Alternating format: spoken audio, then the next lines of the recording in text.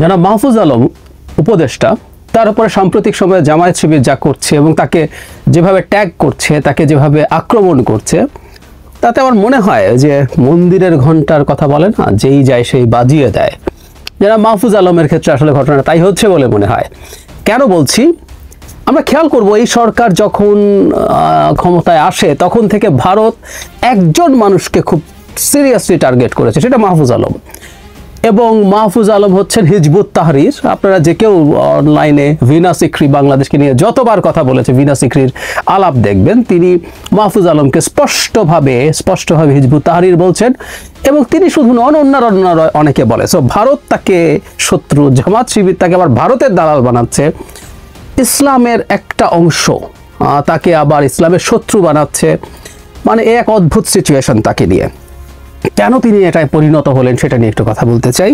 তার আগে একটা কথা একটু বলে রাখা ভালো, এখন পর্যন্ত মাহফুজ আলমকে নিয়ে দুবার সম্ভবত বা তিনবার কথা বলেছি, দুবার সরাসরি, আরেকবার ডক্টর ইউনুস তাকে যখন ব্রেইন বিহাইন্ড দ্য মুভমেন্ট বলেছেন তখনও। আমি পছন্দ করি তার কিছু আচরণ, তার কিছু বক্তব্য।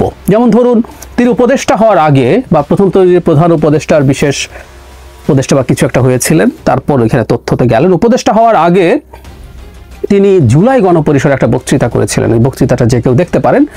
তিনি নিজেকে কার্যত মাস্টার মাইন্ড আসলে দাবি করেছিলেন, এটা তিনিই করেছিলেন। এটা অত্যন্ত বোকামিপূর্ণ, অত্যন্ত বালখিল্যপূর্ণ দাবি ছিল বলে আমি মনে করি। সেটার বিরুদ্ধে আমি কথা বলেছিলাম এভাবে যে কেন এটা কোনোভাবেই একটা পরিকল্পিত মুভমেন্ট হতে পারে না, আলাদাভাবে ভিডিও করেছিলাম।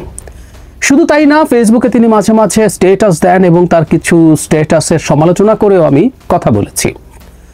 কিন্তু এই সমালোচনাগুলো থাকবে, কিন্তু একটা গুরুত্বপূর্ণ মানুষ তিনি এই মুভমেন্টের, এতে কোনো সন্দেহ নেই।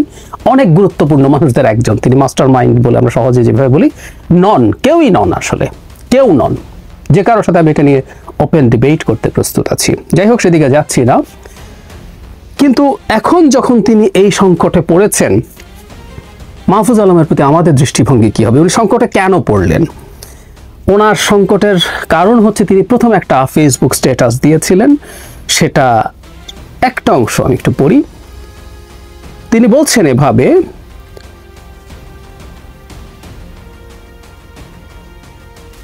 একাত্তরের প্রশ্ন মীমাংসা করতেই হবে, যুদ্ধাপরাধের সহযোগীদের ক্ষমা চাইতে হবে, বাংলাদেশে রাজনীতি করতে হলে পাকিস্তান পন্থা বাদ দিতে হবে, পাকিস্তান এদেশে গণহত্যা চালিয়েছে, সহযোগীদের ইনিয়ে বিনিয়ে গণহত্যার পক্ষে বয়ান উৎপাদন বন্ধ করতে হবে, জুলাইয়ের শক্তির মধ্যে ঢুকে স্যাবোটাজ করা বন্ধ করতে হবে, সাফ দিলে আসতে হবে।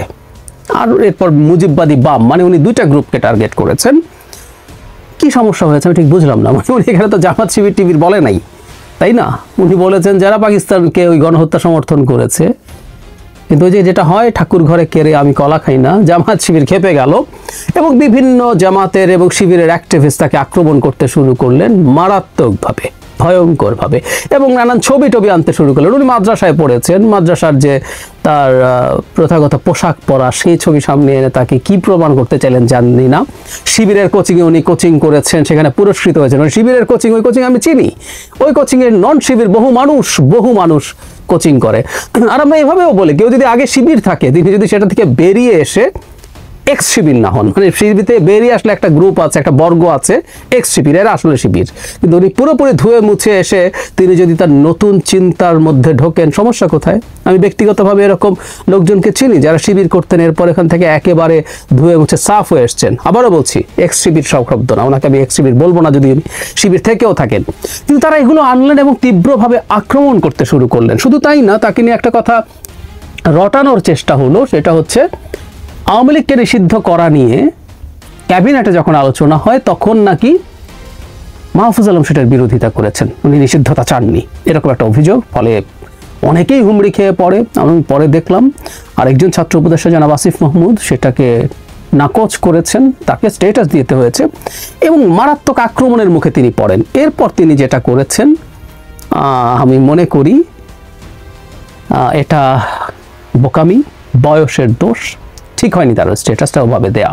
উনি বিরক্ত হয়েছেন, কিন্তু স্ট্যাটাসটা উনি পরে ডিলিট করে দিয়েছেন কয়েক মিনিটের মধ্যে। কিন্তু যেটা হয়, এটা স্ক্রিনশটের জমা নয়, স্ক্রিনশটটা ছড়িয়ে পড়ে চারদিকে। তিনি লিখেছেন, আমাকে নিয়ে নোংরামি করতেছ, ঝামেলা নাই, ফ্যামিলি টাইনো না, যুদ্ধাপরাধের সহযোগী রাজাকারেরা, এটা লাস্ট ওয়ার্নিং। আর যে চুপা শিবিরে সরকারের পদ বাগাইছো আর বিভিন্ন সুশীল ব্যানার খুলে পাকিস্তান পন্থা জারি রাখছো, তোমরা তোমাদের পূর্বপুরুষ রাজাকারা দালালদের তুলনায় অধিক ভুগবা।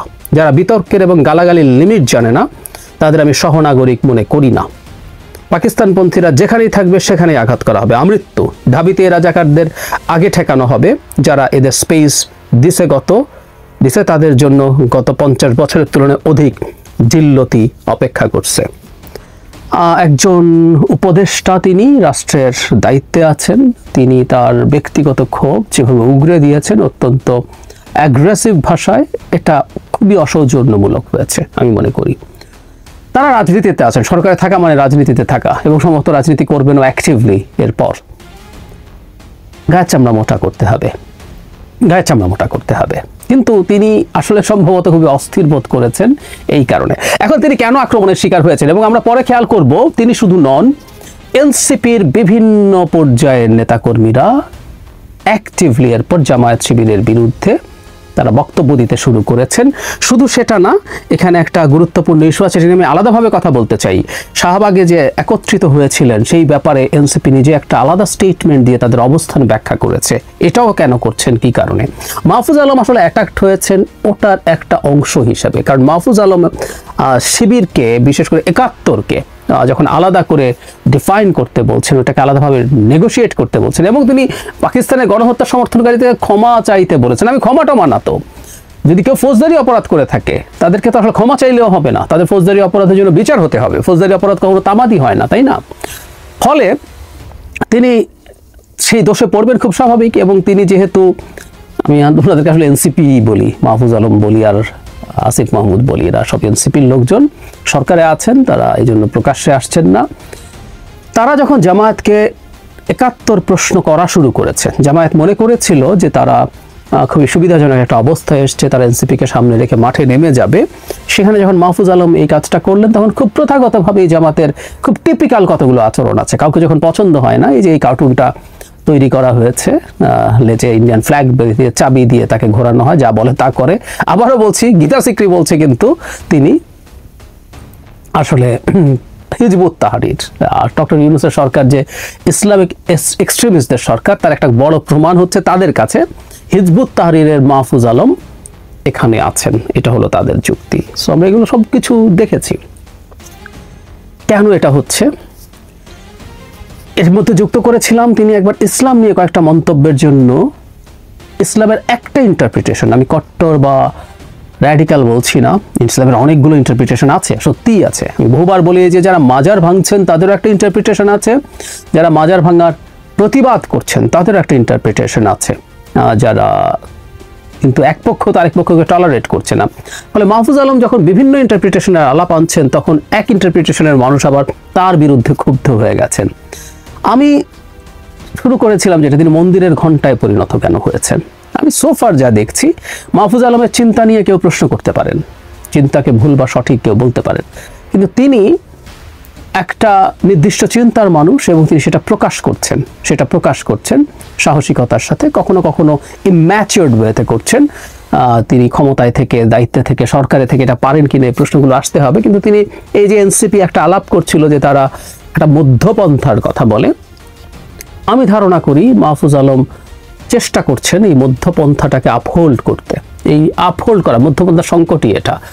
র্যাডিক্যাল রাইটরা চাইবে তাদের দিকে যাও, তুমি আমার মতো করে কেন বলছো না, র্যাডিক্যাল লেফটরা চাইবে তুমি আমার মতো করে কেন বলছো না। ফলে তিনি সব পক্ষেরই আক্রমণের শিকার হওয়ার সম্ভাবনা থাকে, তিনি সেই ঘটনাই করেছেন। এবং জামায়াতের সাথে আসলে তিনি একটা খুব গুরুত্বপূর্ণ জায়গায় ময়দানে নেমে গেছেন, এবং এই ময়দানে নেমে যাওয়াটাই তার, সরি এটা টেকনিক্যালি ঠিক না, এনসিপিকে তার দল বলা ঠিক হবে না, কিন্তু এনসিপির সাথেও সেই সংঘাতটাকে সামনে এগিয়ে আনা হয়েছে।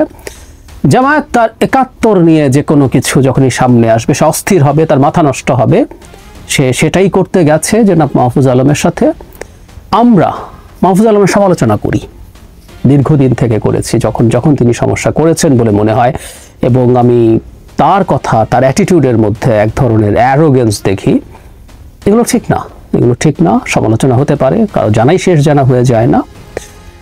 কিন্তু এই প্রসঙ্গে এবার তিনি এটা নিয়ে যেটা করেছেন, ওই সেই পরের স্ট্যাটাসটার কথা বলছি যেটা উনি ডিলিট করে দিয়েছেন, উনি নিজেই রিয়ালাইজ করেছেন যে এটা ঠিক হয়নি, এ ধরনের কাজে তাকে সতর্ক থাকতে হবে। কিন্তু ৭১ নিয়ে তিনি যা বলেছেন আমরা ভীষণভাবে তার পক্ষে আছি। যারা মাহফুজ আলমকে হুমকি দিচ্ছেন, যারা মাহফুজ আলমকে এটা করবেন সেটা করবেন বলছেন, ইত্রামি করছেন, এগুলো বন্ধ করতে হবে, এগুলো বন্ধ করতে হবে। বাংলাদেশের রাজনীতি করব, কিন্তু বাংলাদেশের অস্তিত্বের সময়টা স্বীকার করি না, বাধা দিয়েছি এবং সেখানে কোনো রিপেন্টেন্স নাই। আমরা প্রায় অনেককে বলতে শুনি আওয়ামী লীগের কোনো অনুতাপ নাই, ক্ষমা নাই, জামায়াতেরও তো নাই। তো তারা যদি মনে করেন সেটা ছাড়াই রাজনীতি করা যাবে, সেটাকে চাপা দেব ২৪ দিয়ে, যেহেতু ২৪ আমার খানিকটা প্রভাব আছে, খানিকটা, যদি তারা ভাব ধরেন সব কিছুই তারা খানিকটা প্রভাব তাদের যেহেতু আছে, সুতরাং ২৪ দিয়ে ৭১কে ধামা চাপা দেব। No way. মাহফুজ আলম এরকম আরও অনেকেই প্রত্যেকটা গুরুত্বপূর্ণ পয়েন্ট, ৪৭ আমাদের জন্য গুরুত্বপূর্ণ। মজার ব্যাপার, সেই সময় জামায়াতিরা পাকিস্তান চান নাই, তারা চেয়েছেন ভারত থাকুক। প্রত্যেকটা জায়গায় তারা বিট্রে করেছে জাতির সাথে।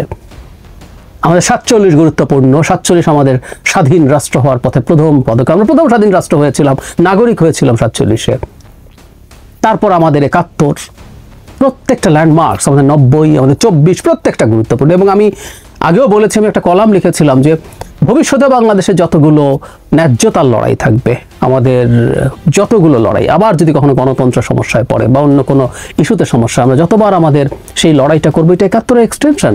আমরা সাম্য, মানবিক মর্যাদা, সামাজিক ন্যায় বিচারের জন্য যে রাষ্ট্র তৈরি করতে চেয়েছি, সেখানে যখনই বাধা আসবে, যখনই আমরা লড়াই করব, ওটা ৭১-এর একটা এক্সটেনশন। ৭১ বাদ দিয়ে ১০০, ২০০, ৫০০ বছর পরও আসলে বাংলাদেশ হবে না। যদি এটা অন্য ল্যান্ড হয়ে যায়, অন্য কারো দখলে চলে যায়, সেটা আরেক আলাপ, কিন্তু এর আগ পর্যন্ত হবে না। সুতরাং মাহফুজ আলমের সাথে আমরা সলিডারিটি প্রকাশ করছি, আমরা মাহফুজ আলমের সাথে আছি।